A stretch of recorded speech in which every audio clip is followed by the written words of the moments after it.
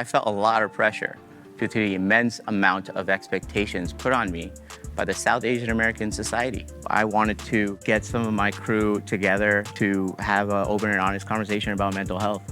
Welcome to Breaking the Silence, the show that's all about pushing mental health into the spotlight. Yash is here, he's a storyteller, and he has a really great comedy show called Hattie, and he's also a survivor of suicide. I'm so happy that you're here being so open and honest with us.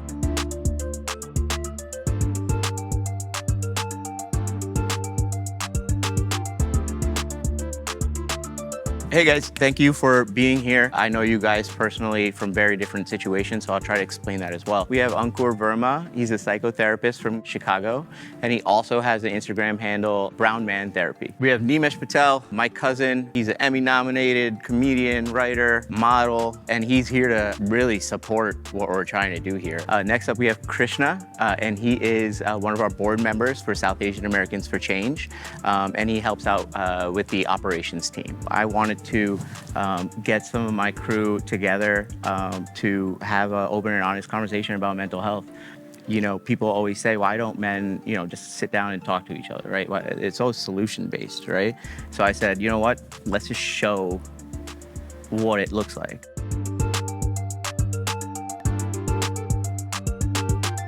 Hey, so Yash, thank you for being here. I truly appreciate you coming down from Chicago to have, this conversation. Honestly, I just want to know about your story and your journey. Can you just tell me about everything from beginning to end? Yeah, hey, great to be here. Thank you for having me.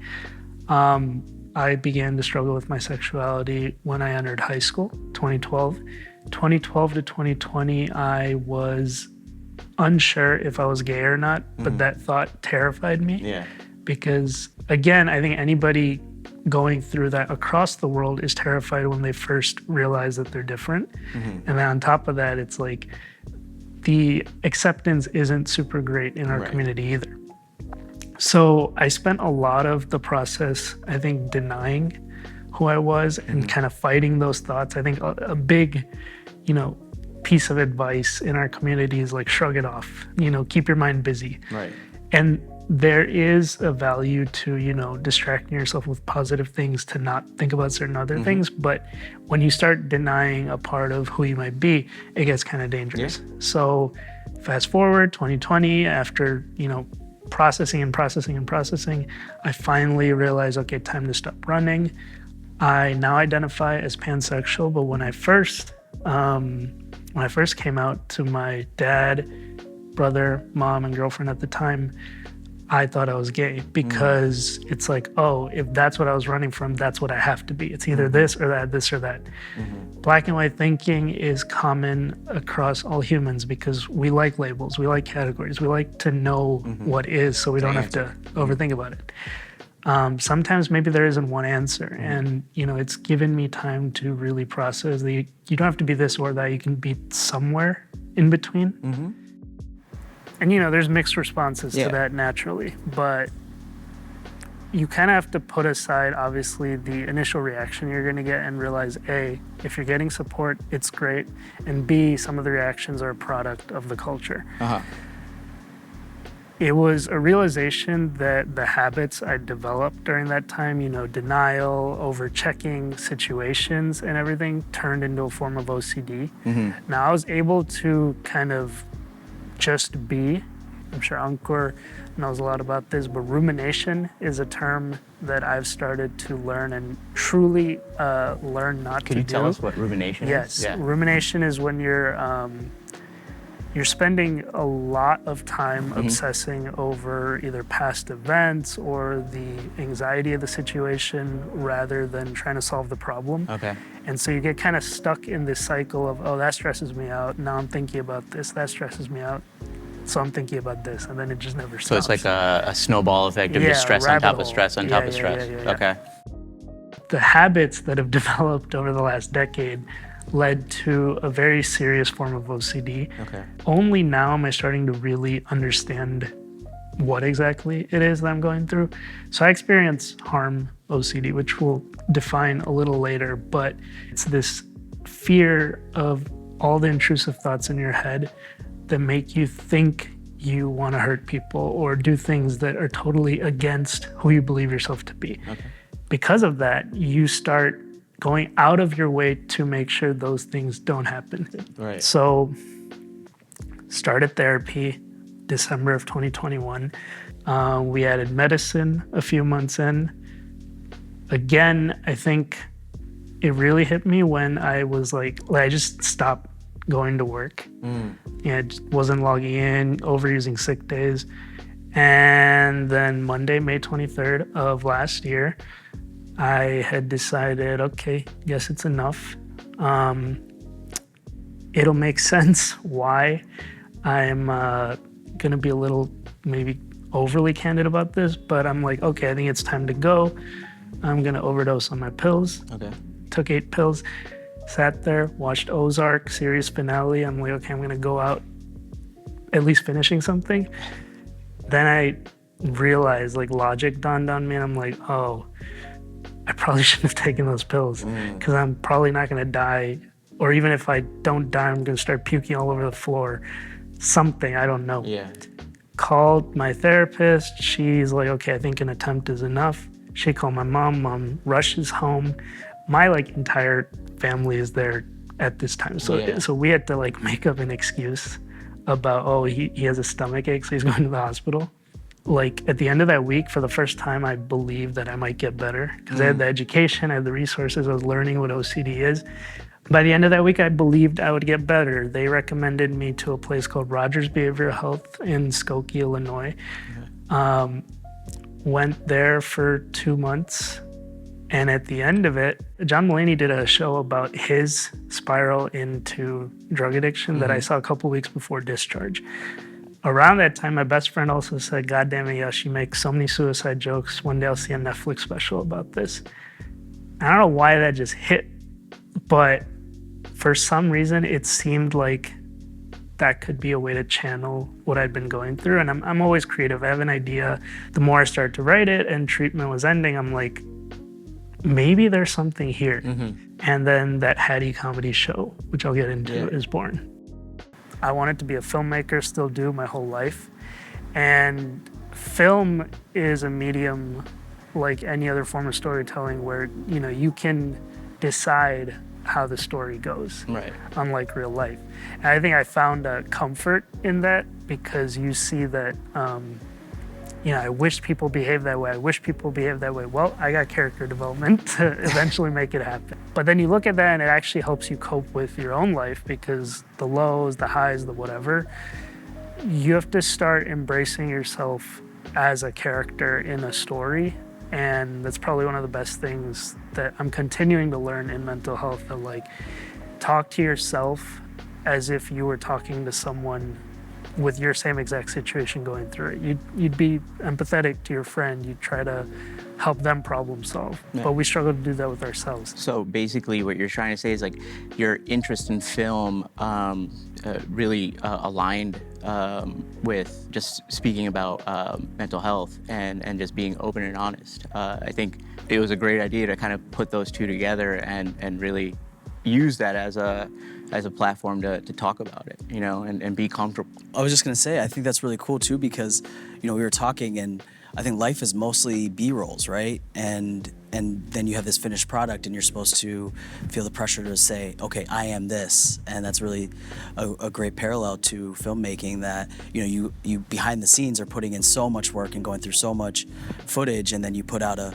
product that's 5 minutes or 10 minutes or 20 minutes and it really is whittled down from hours. And so that pressure to just show yourself so clearly is really, it's cool to see too your journey from having to figure out who you are and tell people who you are to then realizing, hey, I'm not actually just this or that.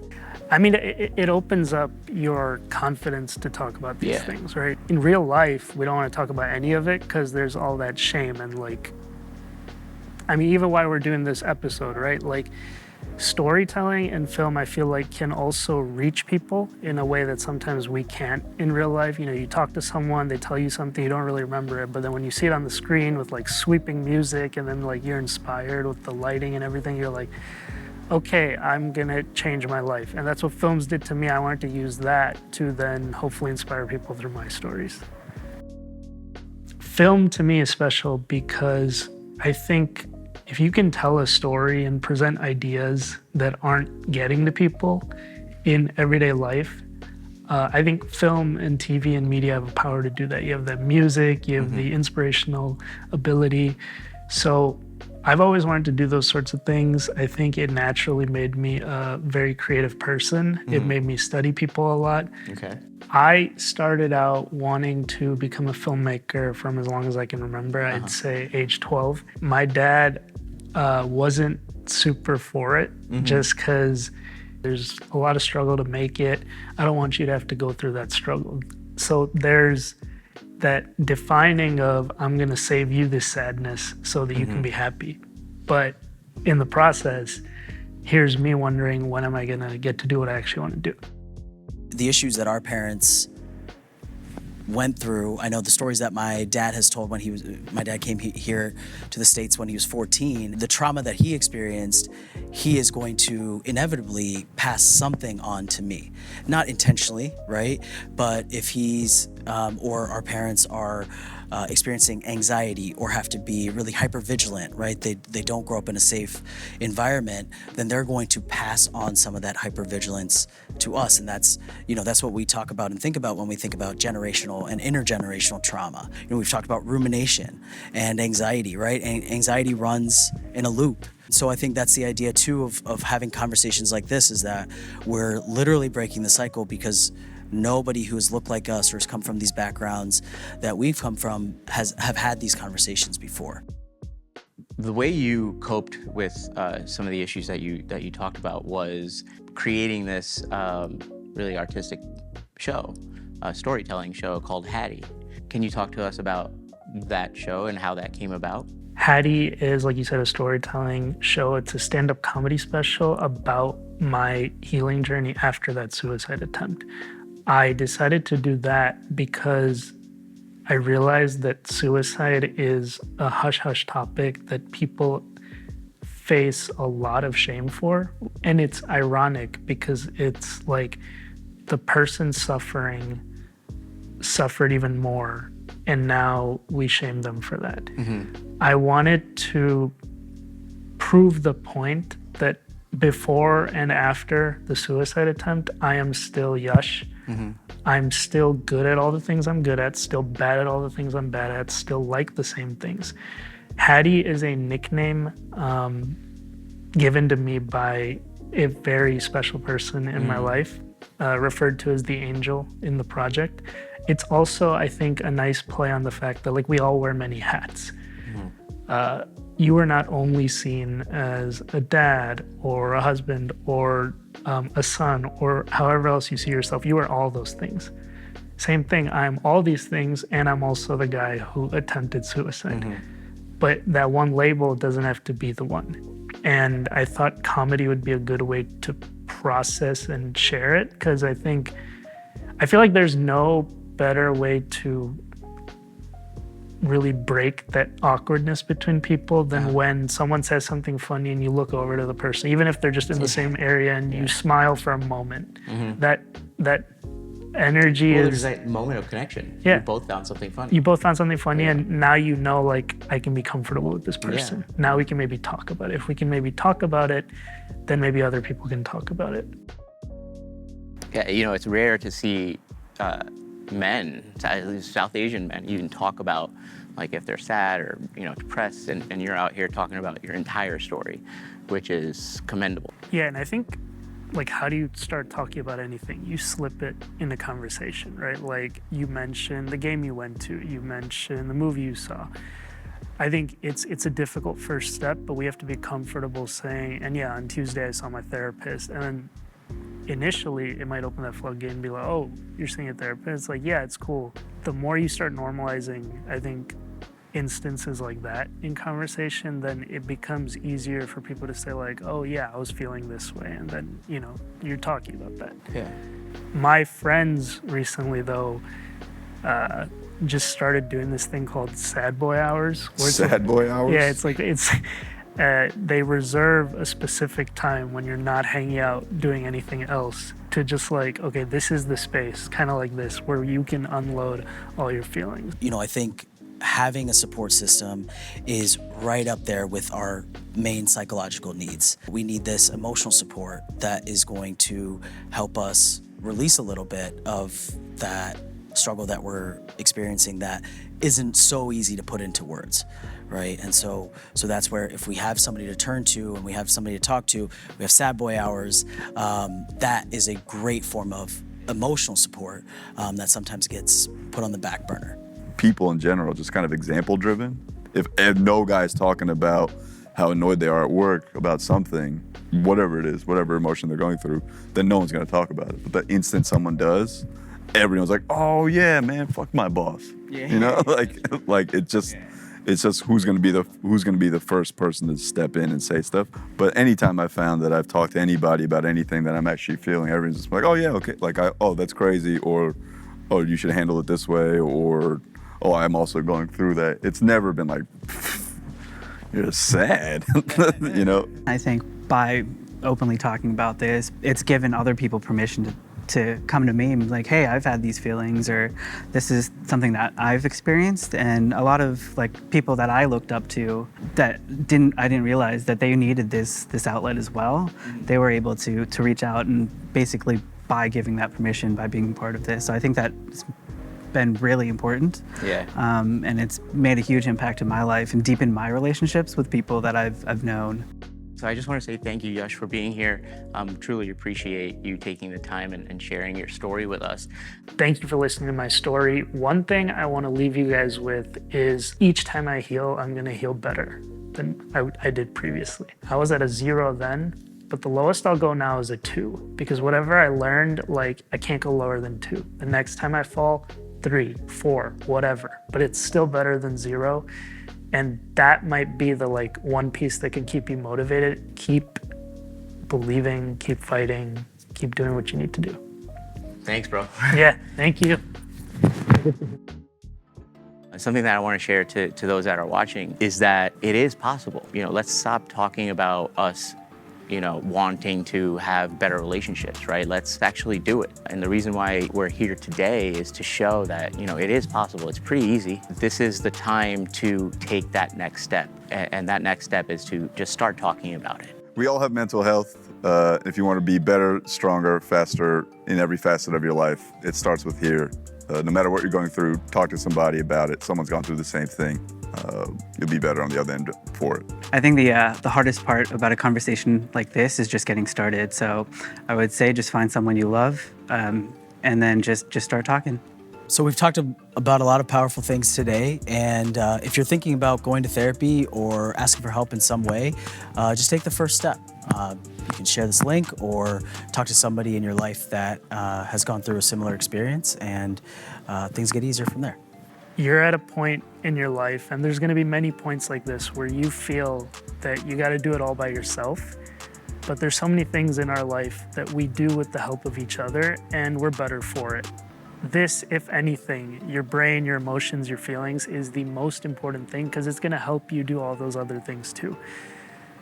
There's always someone there. Something I used to tell myself when I was going through the hell of it is, don't be afraid to fall. I promise you someone will catch you. There's a big world out there, over 7 billion people.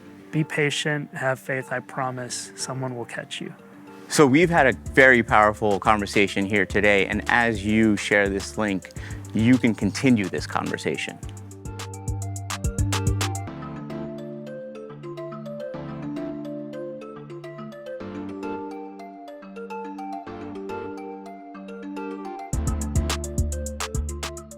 To the camera, to you? Or... Whatever you feel comfortable doing, this is you, bro.